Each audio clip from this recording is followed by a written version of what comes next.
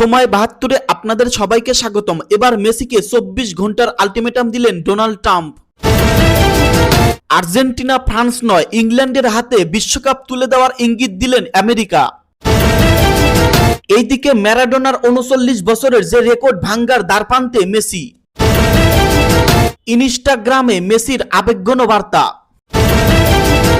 এবার 7 আপ খাওয়া দল লিখে সার্চ করলে গুগলে আসছে ব্রাজিলের নাম। সেমিফাইনালের আগে যে কারণে দুশ্চিন্তায় আর্জেন্টিনা শিবির। সেমিফাইনালে স্পেন নাকি ফ্রান্স জিতবে কে, জানালো এআই।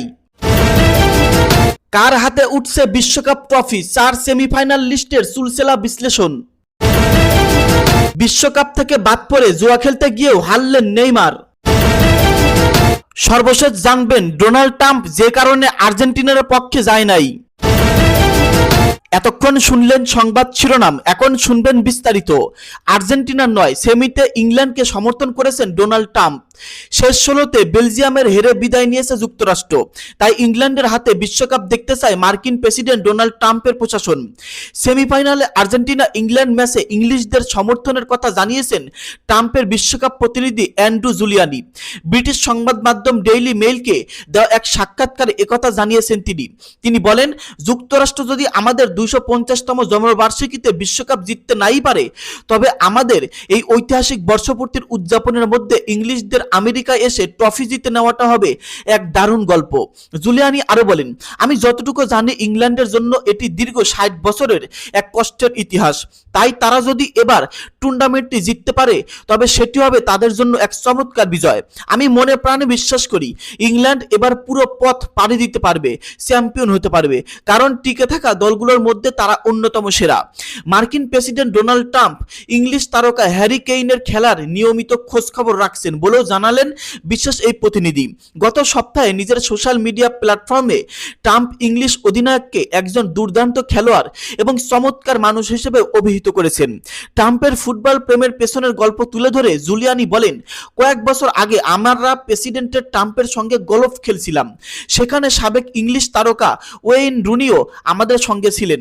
প্রেসিডেন্ট ফুটবল খেলাটা বেশ ভালোই বোঝেন। আমার মনে হয় তার ছোট ছেলে ব্যারনের ট্রাম্প সঙ্গেই সম্পর্কের কারণে ফুটবলের প্রতি ওনার এই জানাশোনা ও আগ্রহ তৈরি হয়েছে। তিনি বলেন, হ্যারি কেইন ইংল্যান্ড দলের ১ নম্বর গোলদাতা। তারা যদি এবার টুর্নামেন্ট জিততে পারে তবে তার প্রধান কারণ হবে কেইন। সে এই দলের অন্যতম প্রধান চালাকি শক্তি, আর সে এবং জুড বেলিংহ্যাম দুজনেই অসাধারণ অ্যাথলেট। ট্রাম্পের বিশেষ প্রতিনিধির এমন মন্তব্যে এরই মধ্যে অনেকের নজর কেড়েছে। ট্রাম্পের প্রশংসার জবাবে ইংল্যান্ডের অধিনায়ক হ্যারি কেইনও তার সঙ্গে গলফ খেলার একটি পুরনো স্মৃতি রোমন্থন করেছেন। ২০২৪ সালের শেষের দিকে ফ্লোরিডার পাম বিচের ট্রাম্পের আমন্ত্রণে গলফ খেলার সুযোগ পেয়েছিলেন এই ৫২ মিউনিক স্ট্রাইকার। প্রসঙ্গত, কোয়ার্টার ফাইনালে নরওয়েকে হারিয়ে সেমিফাইনাল উঠেছে ইংল্যান্ড। শেষ ৪-এর দৈরত্য আগামী বুধবার ডিফেন্ডিং চ্যাম্পিয়ন আর্জেন্টিনার মুখোমুখি হবে তারা। আর্জেন্টিনা ইংল্যান্ড ম্যাচ নিয়ে জ্যোতিষীর ভবিষ্যৎবাণী। বিশ্বকাপের সেমিফাইনালে আর্জেন্টিনা ও ইংল্যান্ডের বহুল প্রতীক্ষিত লড়াইকে ঘিরে ফুটবল প্রেমীদের উত্তেজনা তুঙ্গে। ম্যাচটি শুরুর আগেই ফলাফল নিয়ে আলোচনায় নতুন মাত্রা যোগ করেছেন প্রখ্যাত ক্রীড়া জ্যোতিষী জর্জিও আরমাস।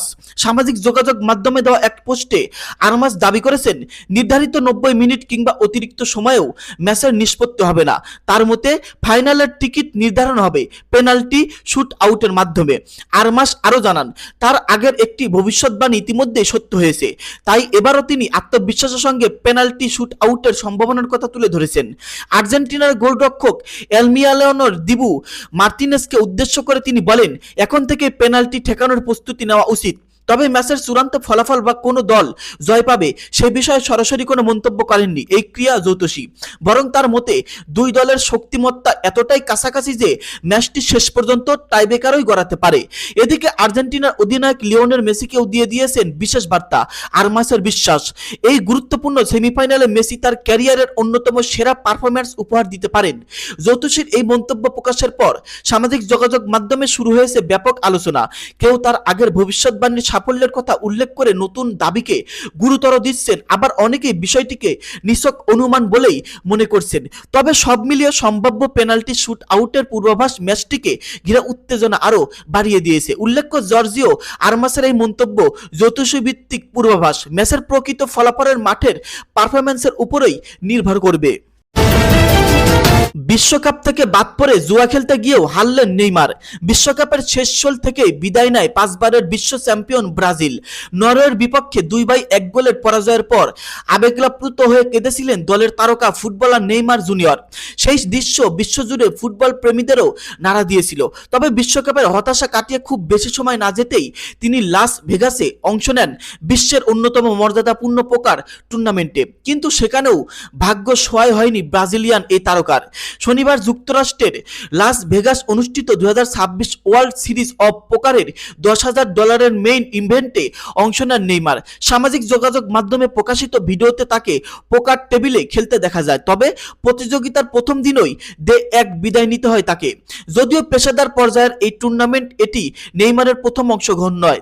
এর আগে 2025 সালের ওয়ার্ল্ড সিরিজ অব পোকার তিনি চমক দেখিয়ে ফাইনাল টেবিল পর্যন্ত পৌঁছেছিলেন, কিন্তু এবার সেই সাফল্যের পুনরাবৃত্তি করতে পারেননি।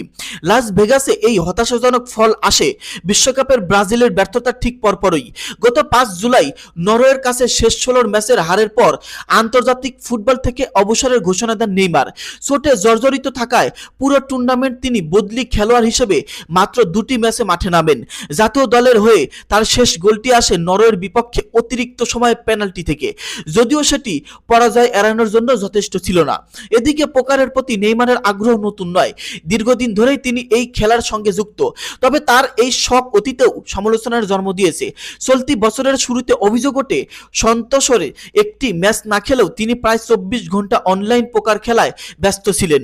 বিষয়টি ব্রাজিলের ফুটবল মহলে ব্যাপক বিতর্ক সৃষ্টি করে এবং তার পেশাদারিত্ব নিয়েও প্রশ্ন ওঠে। বিশ্বকাপের স্বপ্ন ভঙ্গের পর পোকার টেবিলেও দ্রুত বিদায় হওয়া সব মিলিয়ে 2026 সালের গ্রীষ্মটা নেইমারের জন্য একের পর এক হতাশার গল্প হয়ে থাকলো। ইনস্টাগ্রামে মেসির আবেগঘন বার্তা। ইংল্যান্ডের বিপক্ষে বিশ্বকাপের সেমিফাইনাল ম্যাচের আগে সামাজিক যোগাযোগ মাধ্যমে আবেগঘন বার্তা দিয়েছেন আর্জেন্টিনার অধিনায়ক লিওনেল মেসি। তবে এবার প্রতিপক্ষ বা ম্যাচ নিয়ে নয়, বিশ্বকাপ জুড়ে দলের বেস ক্যাম্প হিসেবে ব্যবহৃত কানসাস সিটিকে বিদায় জানিয়েছেন তিনি।